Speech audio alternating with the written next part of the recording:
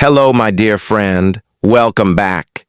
I am profoundly happy you are here with me today, choosing to spend this time investing in yourself, in your voice, and in your future. Before we begin, I invite you to do something with me. Take a deep, slow breath. Feel the air fill your lungs. Now exhale slowly, releasing any tension you're holding in your shoulders, your jaw, your hands. Relax your body. Now let that calmness wash over your mind. Let go of the day's distractions, the mental to-do lists, any lingering worries. Just for these next moments, be here, fully present. This is more than just a lesson. This is a sanctuary for your English. This is a safe place to learn, to grow, and to find your voice. You do not need to be perfect here. In fact, I want you to let go of the very idea of perfection. It is a heavy burden that slows down every learner. You do not need to be fast. The world outside often screams for speed, but here we worship slowness. For in slowness we find depth, clarity, and true unshakable memory. You are doing great, truly great, just by listening, by showing up. That is the most important step of all. Today, we will embark on a journey to solve one of the most universal, most frustrating challenges every single language learner faces. We will talk about English words, but not just learning them. We will talk about the art of keeping them. We will talk about how to never forget English words. Yes, never forget. I can almost feel you leaning in, a little skeptical, a little hopeful. I understand. So many of us have lived this cycle. We encounter a new, shiny word. We feel a spark of excitement. We write it down, maybe even say it once. We think, I've got this. But then, life moves on. After one day, it feels fuzzy. After 1 week, it's gone, vanished from the mind as if it never existed. You might see it again and think, I know you, but I can't reach you. This cycle can feel deeply sad. It can feel profoundly frustrating. It can make you question your own intelligence, your ability, your potential, but do not worry. Listen to me closely. You are not bad at English. Your brain is not weak. The problem is not your capacity. The problem is almost always the method.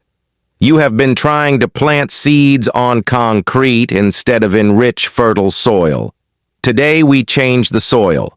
Today I will guide you to the right way, a way that aligns with how your brain is naturally wired to acquire and, more importantly, retain language. We will use slow, clear English. We will engage in a powerful neuroscience-backed technique called shadowing practice. Here is our simple contract. I will speak. You will listen with calm, focused attention. Then you will repeat. You can repeat quietly, a whisper to yourself. You can repeat out loud, claiming the words with your voice. Do not worry about mistakes. Mistakes are not enemies. They are footprints of effort, proof that you are exploring new territory. They are more than okay. They are essential. Please stay with me until the end. This isn't just theory. This is a practical, immersive experience. This practice, done consistently, can fundamentally rewire your relationship with English vocabulary. Are you ready? Now, let us begin by understanding the enemy, the great forgetting. The universal struggle. I know this word, but where is it? Let's talk about the problem first, because naming it takes away its power. If you have ever thought or said these sentences, please know you are in the largest, most understanding classroom in the world. I know this word. I've seen it a dozen times. I learned this word before. I even had it in my notebook. But when I open my mouth to speak, nothing. It's gone. My mind is completely blank. Maybe this is you. You devour English content. You watch YouTube videos. You listen to podcasts on your commute. You read articles or stories.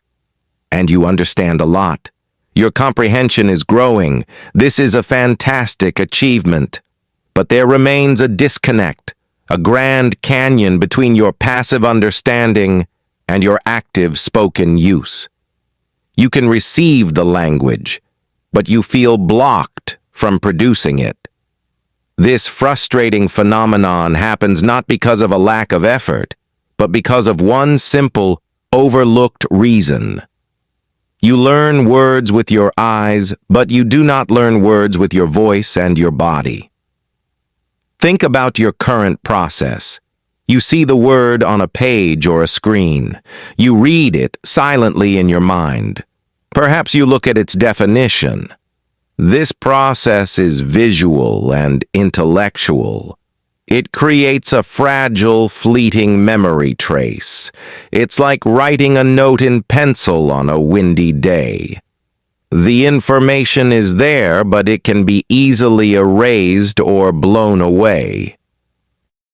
Your brain, however, is a multi-sensory masterpiece. For a word to become a permanent on-demand tool, it needs to be encoded through multiple channels. It needs sound. It needs muscle memory from your mouth and tongue. It needs emotional context. It needs calm repetition. Let's use a beautiful natural analogy. Think about a child learning their first language. Does a child sit down with a flashcard that says apple? No. The child hears the word apple dozens, maybe hundreds of times in different contexts. Look at the apple. Do you want an apple? This apple is red. The child then attempts to repeat, apple. They hear it again and try again. Ap-o? Slowly, naturally, through countless repetitions embedded in real desire, wanting the apple, and real interaction, the word becomes rock solid. It is not just a definition, it is a sound, a mouth movement, an object of desire, all fused together. When you only read, the word stays for a short time in the visual and short-term memory centers.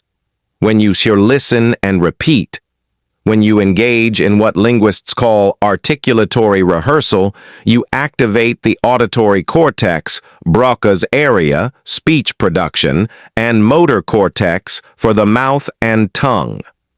You are building a robust, multi-layered neural network. You are walking a path through your brain's forest not once, but many times from different directions, making it a permanent, easy-to-find trail. This is why the technique we will use today, shadowing now, is so exceptionally powerful. The shadowing solution, becoming an echo that learns. Shadowing is elegantly simple in concept, but profound in effect. It means this: you listen to spoken English and you repeat it back immediately, like a shadow follows a body. You can repeat simultaneously or just a half second after you hear it. You are not focusing on analysis, on grammar, on translation. You are focusing on copying the sound, the rhythm, the melody, and the feeling sack of the language. You do not think too much. You allow yourself to be an echo. This might feel strange at first, even silly, but in this surrender of overthinking, magic happens. You bypass the anxious, critical part of your brain and speak directly from your auditory and motor memory. This does two crucial things. 1. It builds physical memory. Your mouth muscles learn the dance of the English word or phrase. 2. It builds auditory memory. You internalize the correct pronunciation and cadence, overriding any incorrect versions in your head. It helps your memory by creating strong, multi-sensory neural pathways. It helps your confidence by proving to you in real time that you can produce the sounds and rhythms of English fluidly. Now let's build our shadowing practice with the right foundation. We will go step by step. Step 1. The foundation of calm listening. This is non-negotiable. Do not rush. Do not be tempted to play audio at fast speeds to challenge yourself. That is a recipe for anxiety and shallow processing. Slow English is good English. When you listen slowly, you give your brain time to perceive, process, and prepare to reproduce.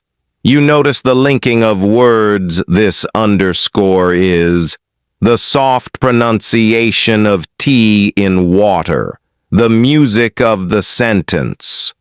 Calm listening creates a calm mind, and a calm mind is a sponge for learning. Step 2. The power of short sentences. Long, complex sentences are hard to hold in your working memory. They lead to stumbling and frustration. We start with short, complete, meaningful phrases. These are the bricks with which we will build palaces. I am learning. This is helpful. I feel calm. Short sentences are easy to remember, easy to repeat, and easy to succeed with. Success breeds motivation. Step 3. The alchemy of repetition. 1 exposure is a whisper to your brain. 2 exposures are a conversation. 3 or more repetitions are an engraving. We will not say a phrase once and move on. We will sit with it. We will repeat it with intention. Repetition is not boring. It is the process of building strength, of moving a word from the temporary holding zone of your hippocampus to the permanent storage of your cerebral cortex. Are you ready to put this into practice? Let's begin our collaborative learning. We'll start with the core philosophy, spoken in simple, powerful sentences. I will say a simple idea. I will repeat it. Your only job is to listen first, with full attention. Listen. English words stay in your brain when you hear them many times. English words stay in your brain when you say them many times. English words stay in your brain when you feel calm. Let Hatomi say it again with even more clarity. English words stay in your brain when you hear them many times. Good. Now, the transition from passive listener to active speaker begins. Here is your moment. Listen, and then repeat. There is a pause for you. Listen. English words stay in my brain when I hear them many times. Pause. Please repeat now in your own voice. Let's solidify it. Say it again with a little more confidence. Listen. English words stay in my brain when I hear them many times. Pause. Repeat it again. Very good. You are not just repeating words. You are affirming a new belief about learning. Now listen. English words stay in my brain when I say them many times. Pause. Repeat this truth. Excellent. Now listen to this crucial piece. I learn English better when I feel calm. Pause. Repeat this and feel its truth as you say it. Very nice. You are doing well. You are already engaging a new neural pathway. Your brain, the path maker. Let's talk about memory in a way we can all visualize. Imagine your brain as a vast, open field of grass. Every new word or phrase is a potential destination. The first time you encounter a word, it's like walking from point A to point B once. You trample the grass a little. You create a faint, barely visible trail. If you don't walk that way again soon, the grass springs back. The path disappears. The word is forgotten. But when you return to that path the next day, and the next, you trample the grass a bit more. The path becomes clearer, wider, easier to see. After many repetitions, you've worn down a permanent, unmistakable dirt path. You could walk it with your eyes closed. That word is now a permanent fixture in your mental landscape. You can recall it instantly, without thought. It has become automatic. This is the neurobiological reality of myelination. Each time you practice a skill, like saying a word, you strengthen the neural connection by adding a fatty sheath called myelin around the nerve fiber. This makes the signal travel faster and more efficiently. You are literally, physically, building a stronger brain pathway for that English word. The practical lesson here is profound. Do not try to blaze 100 weak trails in one day. You will end up with a field of faint, confusing marks. Instead, choose a few key destinations, a few words or phrases. Walk their paths again and again. Say them. Hear them. Use them in a sentence about your own life. This deep, focused repetition is infinitely more valuable than superficial exposure to dozens of words. Now, let's build our path-making muscles with more focused shadowing. We'll move from philosophy to personal declaration. Listen carefully. I learn English every day. Pause. Repeat this commitment. Listen. I listen to English slowly. Pause. Repeat this methodology. Listen. I repeat English words out loud. Pause. Repeat this action. Very good. Now, let's link two ideas together for a slightly longer but still perfectly manageable path. Listen. When I listen and repeat, I remember English words. Pause. Repeat this cause and effect statement. Excellent. You see, you are not just parroting. You are speaking complete, truthful, powerful English sentences about your own learning process. This is how confidence is built, not from empty praise, but from the tangible evidence of your own ability. You are speaking English now. Anchoring English in your daily life, from abstract to concrete. Theory and practice must meet in the arena of your real life. Let's take these principles out of the abstract and plant them firmly in the soil of your daily routines. We will use situational shadowing. I will give you phrases for specific, common moments. As you repeat them, visualize yourself in that place, doing that action. This visualization adds yet another layer of memory, the spatial and contextual layer. First, at home. You are at home. You see a simple object, a cup.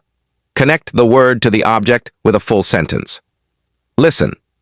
This is my cup. Pause. Repeat. Look at a cup if one is near you.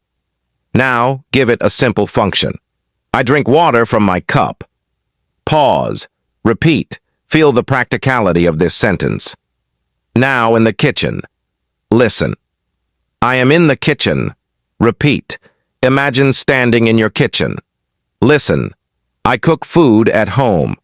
Pause. Repeat. Connect it to a real, nourishing activity. Now let's go to work.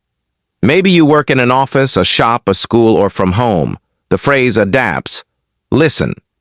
I go to work in the morning. Pause. Repeat. Think of your own commute or routine. Listen. I talk to my coworkers. Pause. Repeat. Think of a specific person. Now in a social or transactional setting, a shop or cafe. This is where many feel nervous. Let's make it automatic. Listen. I would like a coffee, please. Pause. Repeat. Notice the polite, useful structure. Listen. Thank you very much. Pause. Repeat. Feel the gratitude in the phrase. Now with friends or family, the foundation of connection. Listen. How are you today? Pause. Repeat. Mean it. Listen. I am fine. Thank you. Pause. Repeat. It's a simple, powerful exchange. You see how accessible this is? These words are simple, but they are the bedrock of 80% of daily communication. They are incredibly powerful. When you repeat them daily in the context of your own life, you are not memorizing a script. You are installing a linguistic reflex. You will never forget, "I would like a coffee, please," because you've connected it to the smell of coffee, the feeling of anticipation, the sound of a cafe. It's alive. But dissolving the fear, making friends with mistakes. We must address the silent giant in the room, fear. Many learners are afraid to speak, afraid to sound silly, afraid of the judgment they imagine in the eyes of a listener. This fear often whispers, "What if I say it wrong? What if they don't understand? What if they laugh?" Let me tell you something vital, something that can liberate you. Mistakes are not the opposite of success. They are part of its process. Every expert was once a beginner who made countless errors. Children make grammatical mistakes constantly. They say "goed" instead of "went," "mouses" instead of "mice." Do we scold them and say they're bad at their native language? No. We gently model the correct form, and they learn through the contrast. Their motivation to communicate is stronger than their fear of being wrong. You must grant yourself the same grace. You are allowed to make mistakes.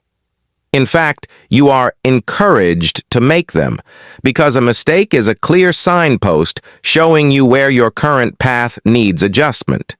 English is not a prison of rules where you are constantly tested and graded. English is a tool. A tool for connection, for understanding, for sharing your ideas, your story, your humanity. The goal is not perfect grammar, the goal is successful communication, however messy and beautiful that may be. Let's say this together to program this belief into our minds. Listen, it is okay to make mistakes. Pause. Repeat this permission slip to yourself. Now let's go further. I learn when I make mistakes. Pause. Repeat this, understanding that mistakes are data, not failure. The motivation engine. Small steps, giant leaps. Sustainability is key. You do not need to find 4 hidden hours in your day. That's a recipe for burnout. The secret of mastery lies in consistent daily micro practices. You need a little intentional time every day. 10 focused minutes, maybe 15, every single day. This daily repetition is far more powerful than a 2-hour marathon once a week. It's the difference between watering a plant daily versus drowning it once and letting it wilt for 6 days. Let's build this habit in our minds right now. Listen. I practice English every day. Repeat this as a quiet promise to your future self. Listen. Small steps help me grow. Repeat this mantra of incremental progress. Great. You are building not just vocabulary, but the very discipline that will carry you forward. The integrated shadowing session. Bringing it all together. Now, let's do a longer integrative shadowing sequence. This will feel like a flowing meditation. I will speak slowly with clear intention. You will repeat after each sentence. There is a pause for you. Take your time. Breathe. Let this be a calm, powerful consolidation of everything we've covered. Here we go. I am learning English. I listen to English every day. I repeat English words slowly. This helps my memory. I feel calm when I learn. I am not afraid to speak. I make mistakes and I learn. Pause. Repeat. I am getting better every day.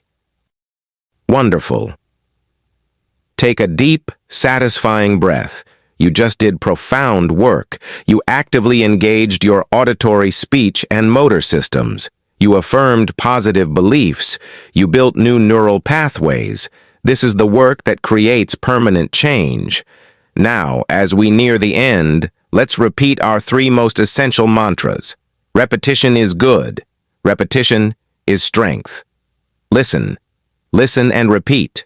This helps your brain. Listen. Slow English is strong English. Listen. Practice every day. Yes. You are not just hearing this. You are doing it. You are embodying the method. A heart-to-heart, your journey awaits. Before we end, I want to speak to you from my heart as one learner to another. Learning English is a journey. It is a winding path through new landscapes of sound and meaning. It is not a race. There is no finish line to cross where you are declared done.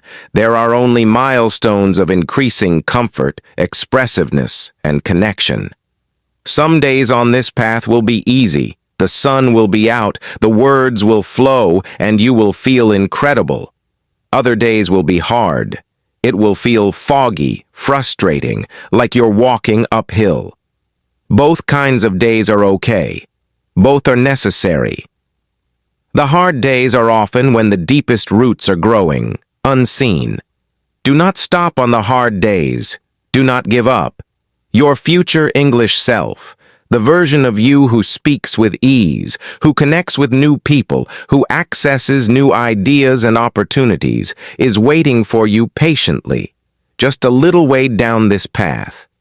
Every single word you say today, every repetition you complete, makes that future self more real.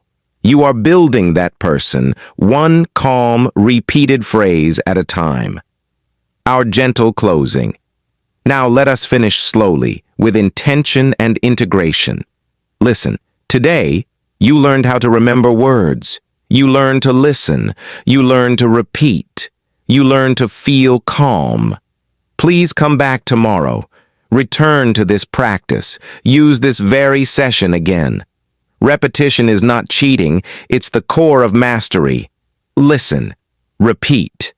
And this time, add one more thing. Smile. Smile as you speak. It changes the tone of your voice. It relaxes your facial muscles. It sends a signal to your brain that this is safe, enjoyable, and yours. Thank you, from the bottom of my heart, for learning with me today, for trusting this process, for showing up for yourself. I am genuinely proud of you. Take care of yourself. Keep practicing calmly and consistently. Goodbye for now, my friend. I'll be right here when you return.